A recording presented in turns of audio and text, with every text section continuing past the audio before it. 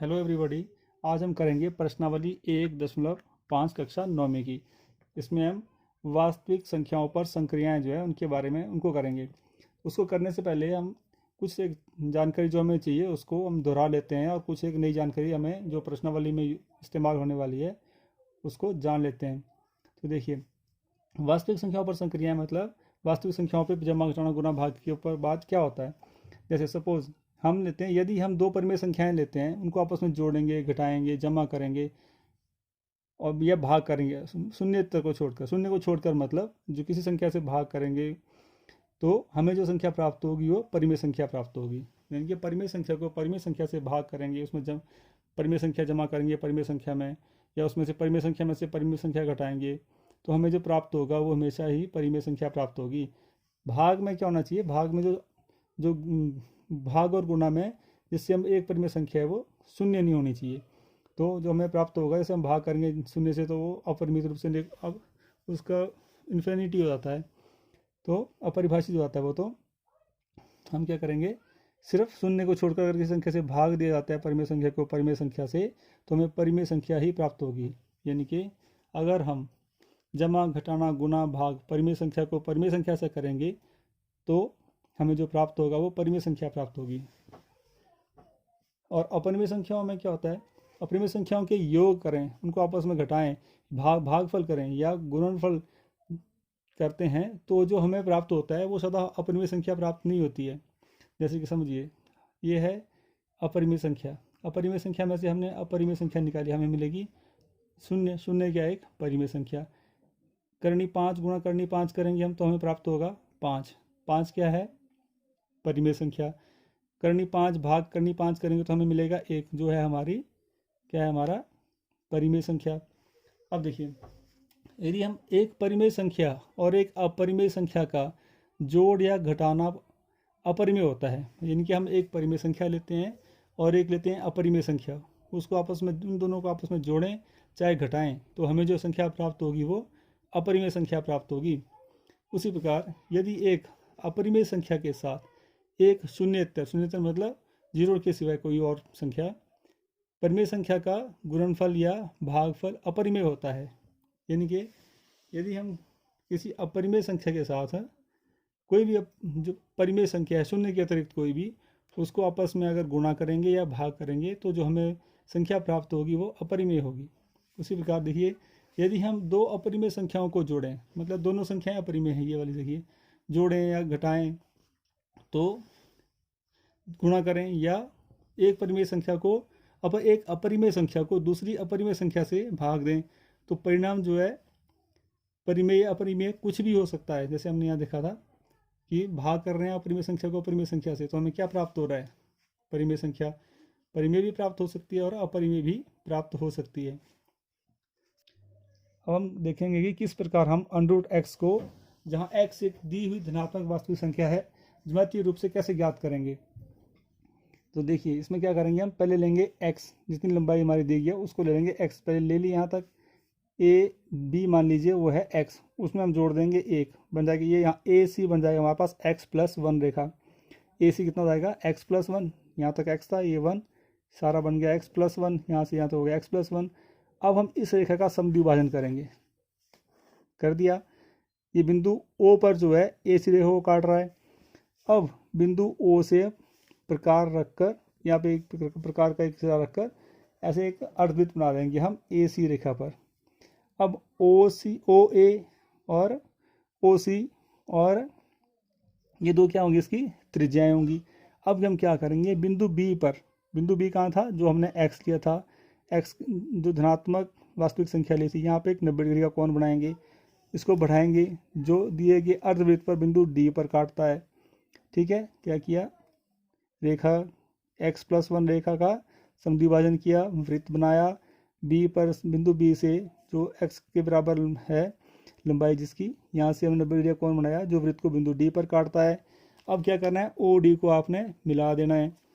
ठीक है, अब ये बन गया हमारा समकोण त्रिभुज। अब इसमें देखिए, हमें ओ डी क्या है, इस वृत्त की एक त्रिज्या है। ओ ए बराबर है ओ सी, ओ डी बराबर है ओ सी, ये सारी क्या है, ये वाली और ये त्रिज्याएं हैं।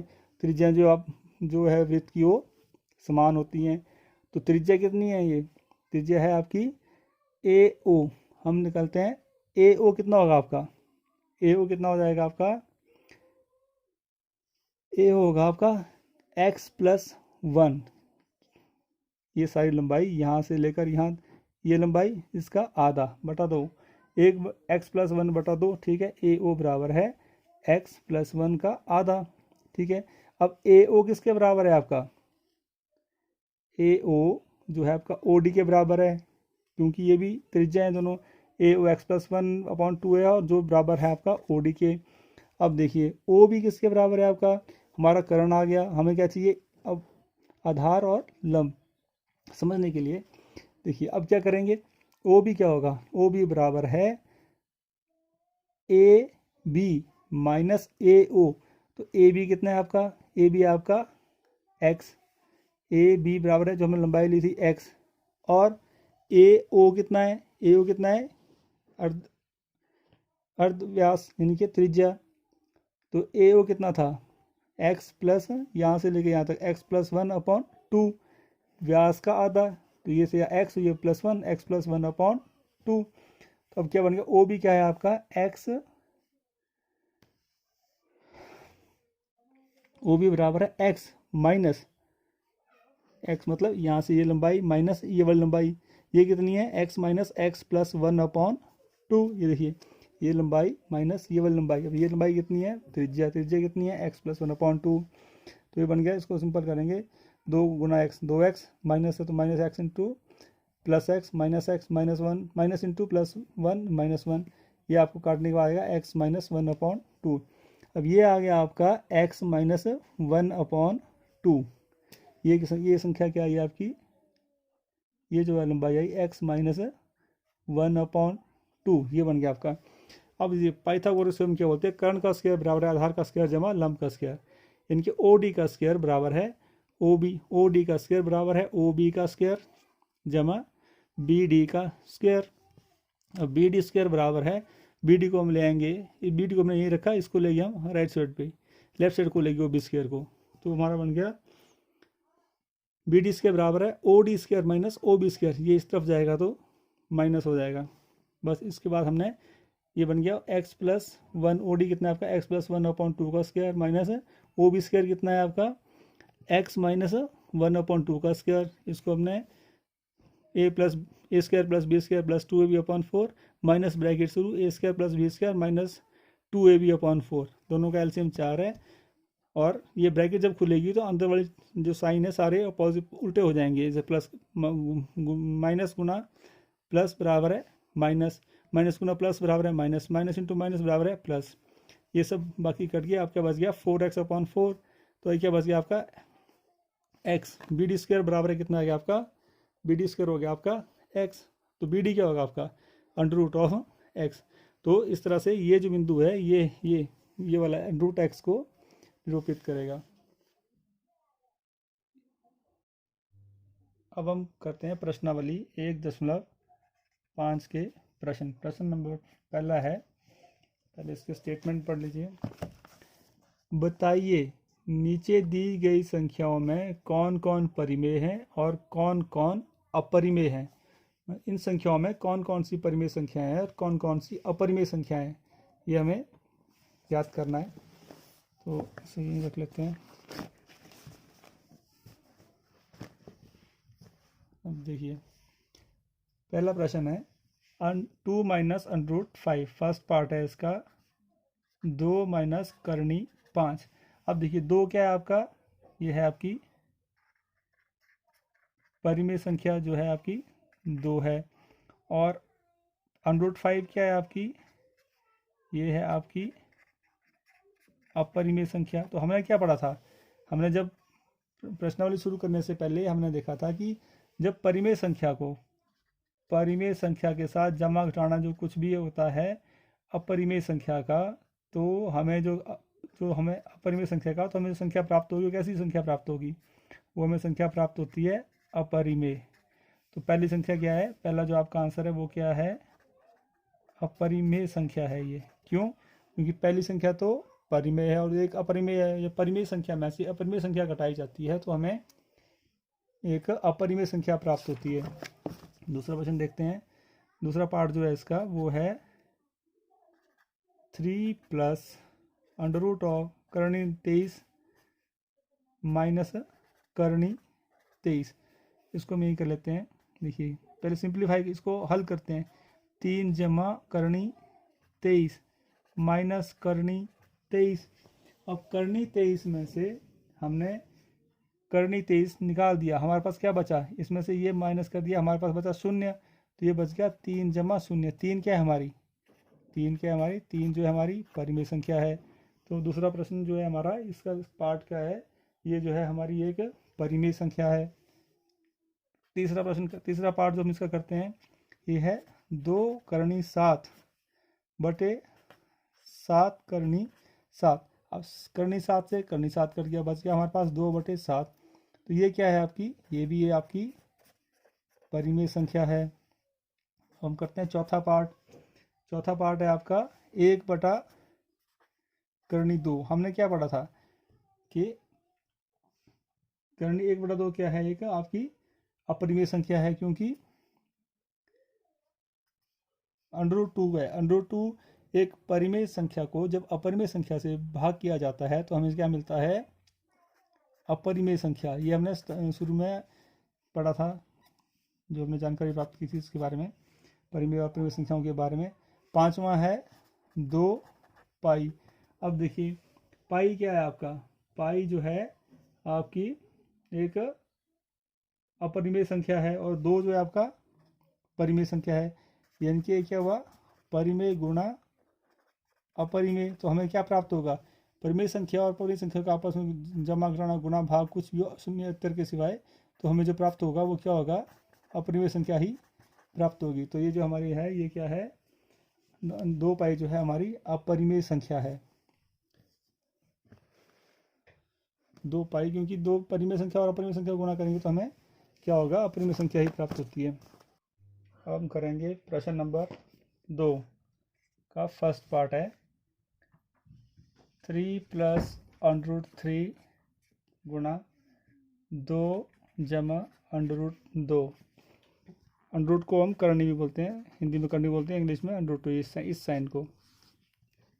तो अब देखिए अपने क्या करेंगे, जैसे हम गुणा करते हैं पहले हम करेंगे 3 से गुणा, किसे 2 प्लस √2 प्लस फिर क्या करेंगे, करणी 3 से गुणा कर देंगे √3 से, 2 प्लस √2 को पहले 2 से इसको सबको सारे गुणा करेंगे, फिर हम 3 से भी इसको √3 से भी, पहले 3 से गुणा किया इस पूरी संख्या को, फिर √3 से इसको पूरा गुणा करना है। तो ये बनेगा आपका 3 × 2 प्लस 3 × √2 प्लस √3 × 2 प्लस √3 × √2। ये बनेगा 6 प्लस 3 √2 प्लस ये बन जाएगा 2 √3 प्लस ये बनेगा √2 × √2। दोनों √ में है तो ये आपस में गुना हो जाएंगे √ के अंदर ही, और बन जाएगा √6। तो ये हमारा आ गया 6 प्लस 3 √2 प्लस 2 √3 प्लस √3। अब हम करेंगे सेकंड पार्ट। सेकंड क्वेश्चन का सेकंड पार्ट जो है 3 प्लस √3 इंटू 3 माइनस √3। इनकी ये देखिए क्या है, a plus b into a minus b. तो ये क्या होता है हमारा, ये होता है फार्मूला में a² minus b²। a² minus b² क्या होता है, a plus b into a minus b. से हम डायरेक्ट फार्मूला लगा सकते हैं। यहाँ हमारा a ये है, b ये है, ये हो जाएगा आपका 3 का स्क्वायर माइनस √3 का square, a² minus b²। a plus b into a minus b बराबर है a² माइनस b²। तो हो जाएगा 9 माइनस √3 का स्क्वायर, √3 का स्क्वायर क्या हो जाएगा 3। तो हमारा आंसर आ जाएगा 6। थर्ड पार्ट जो है हमारा, थर्ड पार्ट है √5 प्लस √2 का वर्ग। तो स्क्वायर या वर्ग बोलते हैं। a प्लस बी का स्क्वायर हमारा क्या होता है, फार्मूले में होता है a² plus b² plus 2ab। ये हमारा फार्मूला होता है। ये हमारा ये a है और ये हमारा b है, तो ये बन जाएगा हमारा फार्मूला √5 का स्क्वायर प्लस √2 का square plus 2 into under root of 5 into under root of 2, under root 5 का स्क्वायर हो जाएगा 5 प्लस अंडर 2 का स्क्वायर हो जाएगा 2 plus 2 under root 5 into under root 2 का हो जाएगा अंडर रूट 10। तो हमारा आंसर आ जाएगा 5 प्लस 2 प्लस 2 अंडर रूट 10। तो 5 प्लस 2 हो जाएगा आपका 7, 7 प्लस 2 अंडर रूट ऑफ 10। हम करते हैं फोर्थ पार्ट। फोर्थ पार्ट है under root of 5 minus under root of 2 bracket में, फिर है हमारे पास under root 5 plus under root of 2। ये बन जाएगा हमारा सेम वही जो मैंने यहाँ सूत्र लगाया था, a plus b into a minus b. इसमें बस a माइनस बी पहले आ गया, a प्लस बी बाद में। तो 2 गुना 3 करो या 3 गुना 2 करो, हमारा आंसर जो है वो 6 ही आएगा। तो ये इनको आगे पीछे करने से गुणा में फ़र्क नहीं पड़ता है। तो a minus b into a plus b क्या होगा, a square minus b square, इनके अंडर रूट 5 का स्क्वायर माइनस अंडर रूट 2 का स्क्वायर। तो अंडर रूट 5 का स्क्वायर क्या हो जाएगा आपका 5 माइनस अंडर रूट 2 का स्क्वायर क्या हो जाएगा 2। तो 5 माइनस 2 आपका आंसर आ जाएगा 3। तो ये आपका आ गया आंसर। नेक्स्ट क्वेश्चन है, नेक्स्ट क्वेश्चन बोलता है कि आपको याद होगा कि पाई को वृत्त की परिधि मान लीजिए सी है अगर, और उसका व्यास जो है, परिधि दी गई है हमें, वृत्त की परिधि दी गई है बराबर है सी। ये है क्वेश्चन नंबर 3। और व्यास बोला गया है, व्यास बोलता है वो अगर हमारा है डी है, डी व्यास। आपको याद होगा कि पाई को वृत्त की परिधि मान लीजिए सी और उसके व्यास मान लीजिए डी के अनुपात से प्रभावित किया जाता है। पाई को जो है सी बटा डी लिया जाता है जहाँ वृत्त की परिधि और डी जो है उसका व्यास है। यह इस तथ्य का अंतर्विरोध करता हुआ प्रतीत होता है कि पाई अपरिमेय है। इस अंतर्विरोध का निवारण आप किस प्रकार करेंगे? देखिए अब इसका सी और डी में से एक संख्या जो है वो अब क्या है, वो आपकी जो है अपरिमेय संख्या है, या सी या डी में से एक जो है वो क्या है, अपरिमेय संख्या है। तो हमारा जो पाई होगा वो क्या होगा, पाई भी हमारा अपरिमेय होगा। क्यों? क्योंकि हमें मालूम है कि परिमेय संख्या को अपरिमेय संख्या से, या अपरिमेय संख्या को परिमेय संख्या से भाग दिया जाता है तो हमें क्या होता है, अपरिमेय संख्या प्राप्त होती है। तो ये जो पाई की वैल्यू जो होगी, वो पाई की कीमत जो है वो क्या होगी, अपरिमेय संख्या होगी। अब हम करेंगे प्रश्न नंबर 4। प्रश्न नंबर 4 है, संख्या रेखा पर करनी 9.3 को निरूपित कीजिए। संख्या रेखा पर निरूपित करना है हमने करनी 9.3 को। जैसे हमें मालूम है हमने कैसे किया था, पहले तो हमने एक रेखा ली थी, एक रेखा ले ली हमने, ठीक है। फिर उसके बाद क्या किया था, 9.3 तक हमने ले लेना है। यह आगे हमारा 9.3 यहाँ पे। उसके बाद हम क्या करते हैं, एक और लेते हैं इससे आगे। तो यहाँ तक आ गया आपका, ये मान लिया आपका है ए, ये है आपका बी और ये है सी। तो आपका ए बी है आपका 9.3 और बी सी लिया आपने 1।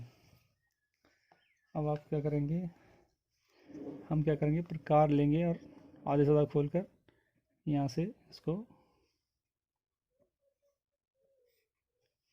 चाप ले जाएंगे, ताकि हमने क्या करना है, जो ये रेखा है इसका समद्विभाजन करना है। अब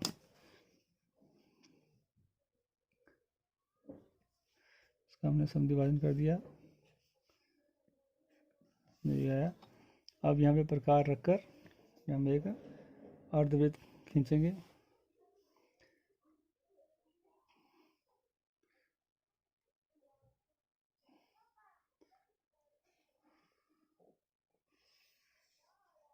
आएगा, स्केच पेन मोटा है इस वजह से थोड़ा आगे पीछे हो जा रहा है। अब क्या करना है, हमने बिंदु बी पर एक समकोण बनाना है, 90 डिग्री का कोण बना दिया ऐसे।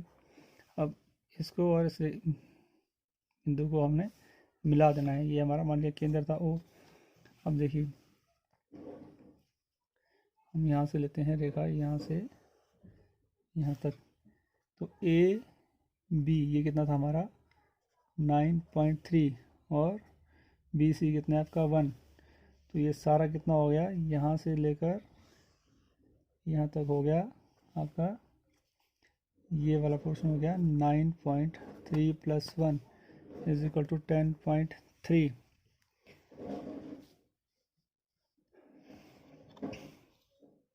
अब देखिए हम देखते हैं ओ ए कितना है आपका, ओ ए बराबर है ओ सी एस में बराबर है, इसको बिंदु को लेते हैं हम डी बराबर है ओ डी, कोई भी बिंदु ले सकते हो ए बी सी डी, यहाँ मान लिया इसको हम लेते हैं डी।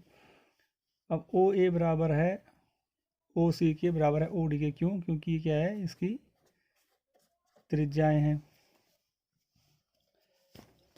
तो त्रिज्या किसके बराबर होती है, देखिए त्रिज्या जो है हमारी क्या होती है, व्यास का, किसी भी वृत्त के व्यास का जो आधा होता है वो त्रिज्या होती है। यहाँ पे व्यास कितना है हमारा, यहाँ से लेकर यहाँ तक, यहाँ से लेकर यहाँ तक व्यास है, ये कितना है आपका 9.3 + 1/2 10.3/2, ये बन गया 5.15। ठीक है, अब हमें निकालना है ये त्रिभुज में हमारी ओ डी, त्रिभुज ओ ए ओ बी ओ सी कितना है हमारा, ओ ए बराबर है ओ सी बराबर है ओ डी आ गया आपका 5.15। अब देखिए अब हम करते हैं, हमें लेना है ओ बी, इस ट्रायंगल में हमें क्या चाहिए, ओ बी हम निकाल सकते हैं कैसे, तो ओ बी हमारा क्या होगा, ओ बी बराबर है A B minus A B में से अगर हम ओ ए निकाल दें, इस रेखा में से ये रेखा निकाल दें, तो हमारे ये वाली लंबाई बच जाएगी हमारे पास। देखिए ये बन गया ए बी कितने आपका 9.3 माइनस ए बी आ गया 9.3 माइनस ओ ए कितना आपका 5. O A equal to O C equal to O D equal to 5. O A equal to O C equal to O D कितना था आपका 5.15। अब 9.13 माइनस 9.3 था ना, ये 9.3 माइनस 9.3 माइनस 5.15, पॉइंट के बाद जीरो कोई वैल्यू नहीं होता है, 10 में से 5 गया 5, 2 में से 1 गया 1, 9 में से 5 गया 4, बराबर है 4.15। तो आपका आ गया, अब हमारा क्या है ओ ए बराबर है 5.15 कॉमा ओ बी इसका to 4.15, O A B O A O C ये हमारा आ गया है। अब देखिए अब इसमें हमें क्या दिया गया है, वो हमें चाहिए ओ बी, और ओ बी आ गया ये ओ सी, ओ ए किसके बराबर है, ओ ए हमारा है ओ डी के बराबर है हमारा ओ डी के, तो ये कितना है 5.5। अब देखिए 5 पाइथागोरस थ्योरम क्या बोलती है, कर्ण का स्क्वायर, पहले लिख लेते हैं, कर्ण का स्क्वायर ओ डी स्क्वायर बराबर है O B square plus B D square, तो ओ डी कितना है आपका 5.15 का स्क्वायर बराबर है ओ बी स्क्वायर कितना है आपका, ओ बी कितना है आपका, ओ बी आपका 4.15 का, इसको ब्रैकेट में ही रखते हैं ज़्यादा अच्छा रहेगा, प्लस बी डी का स्क्वायर, इनके 5.15 का स्क्वायर, ये अगर जब इस लेफ्ट साइड आएगा तो ये माइनस हो जाएगा, 4.15 का स्क्वायर बराबर है बी डी का स्क्वायर। अब देखिए बी डी स्क्वायर बराबर है 5.15 का स्क्वायर माइनस 4.15 का स्क्वायर। आपको मालूम है a square minus b square क्या होता है, a square minus b square equal to a minus b into a plus b, ये हमारा फार्मूला होता है। तो क्या हो जाएगा बी डी स्क्वायर, ये यहाँ पर ए है और ये आपका बी है, ये बनेगा 5.15 a plus a minus b minus 4.15 into 5.15 plus 4.15 a minus b into a plus b, ये 5.15 माइनस 4.15 ये बनेगा आपका 1 गुना 5.15 प्लस 5 और 4 9.15 15 15 15 15 30 9.30 ये बनेगा आपका 9.3 रखिए। अब बी डी बराबर है अंडर रूट ऑफ करनी 9.3, इनके जो आपका बी डी है, बी डी कहाँ है आपका, ये वाला पोर्शन, ये जो आपका ये है 9.3, इसको आप प्रकार से नापेंगे और इसके बाद इसको संख्या रेखा जो हमारी रेखा ए ओ बी द्वारा के आगे बढ़ी हुई रेखा को बिंदु ई पर काटता है। बी डी बराबर 9.3 बराबर है किसके हो जाएगा, ये बी ई के, क्योंकि ये सब क्या है त्रिज्या, त्रिज्याएं क्या होती हैं, समान होती हैं, किसी भी वृत्त की त्रिज्याएं हैं वो समान होती हैं। तो इस प्रकार जो है ये हम प्रश्न करेंगे। हम करेंगे क्वेश्चन नंबर 5, इसका इसमें है निम्नलिखित के हरों का परिमेयकरण कीजिए। तो क्वेश्चन नंबर 5 का फर्स्ट पार्ट है 1/√7 या करनी 7। इसको हम कुछ नहीं करेंगे, इसमें हम क्या करेंगे 1/√7 है, हम ऊपर भी √7 से मल्टीप्लाई कर देंगे और नीचे भी √7 से मल्टीप्लाई कर देंगे, दोनों जगह कर देंगे। तो हमारा क्या बन जाएगा √7/√7 का वर्ग। √7 का जब वर्ग बनेगा तो √7 का वर्ग एक बार देख लीजिए आप, ऐसे करेंगे हम तो बनेगा 7 की घात 1/2 सारे की घात 2, तो ये क्या बन जाएगा 7 की घात 1/2 गुना 2, तो ये बनेगा 7। तो ये हमारा बन जाएगा √7/7 करनी 7/7 करनी 7 की घात 2 जो है वो 7 कैसे बनता है वो यहाँ पे बता दिया गया है, इसमें कन्फ्यूज नहीं होना आपने कि ये कैसे हुआ। सेकंड पार्ट है आपका 1 करनी 7 माइनस करनी 6।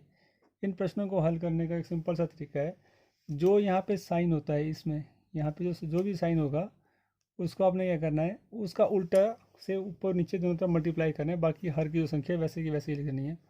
जैसे कि यहाँ देखिए, यहाँ कितना था 1/√7 माइनस √6, तो उसको मल्टीप्लाई किससे करना है √7, यहाँ साइन था माइनस का तो किससे मल्टीप्लाई करना है +7 6 से, √7 प्लस √6।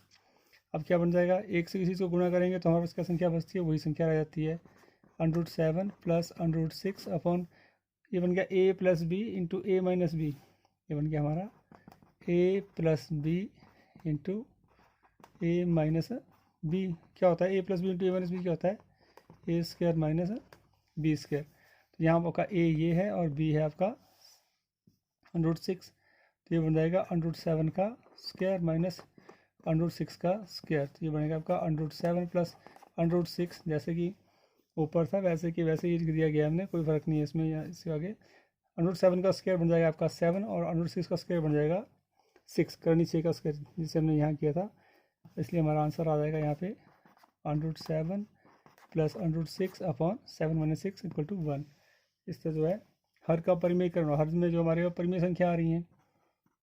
थर्ड पार्ट हम करते हैं, थर्ड पार्ट है 1/√5 प्लस √2। तो यहाँ देखिए, यहाँ क्या है, यहाँ हमारा हर में जो है वो जो संख्या है उनके बीच में क्या निशान है प्लस का, इसको हम काय में कन्वर्ट करेंगे, हम कुछ नहीं करेंगे, सेम √5 प्लस √2 लिख दिया है, इसको मल्टीप्लाई करेंगे, ऊपर से हमने मल्टीप्लाई करना है √5 यहाँ लिखिए √2, यहाँ था आपका प्लस तो किससे मल्टीप्लाई करना है आप माइनस से, इसके अपोजिट साइन से √5 माइनस √2, तो ये बन जाएगा आपका √5 माइनस √2 एज इट इज, एक से गुना करेंगे तो वही रहता है हमारा, और ये आपका बन गया ए plus b into a minus b, तो ये क्या बनेगा ए स्क्वायर माइनस बी स्क्वायर, यानी कि ए कितना है √5 का स्क्वायर माइनस √2 का स्क्वायर, ये बन जाएगा under root 5 minus under root 2 upon 5 minus 2 which is equal to under root 5 minus under root 2 upon 5 minus 2 is equal to 3। अब करते हैं इसका फिफ्थ का क्वेश्चन पार्ट नंबर 4 जो कि है 1 अपॉन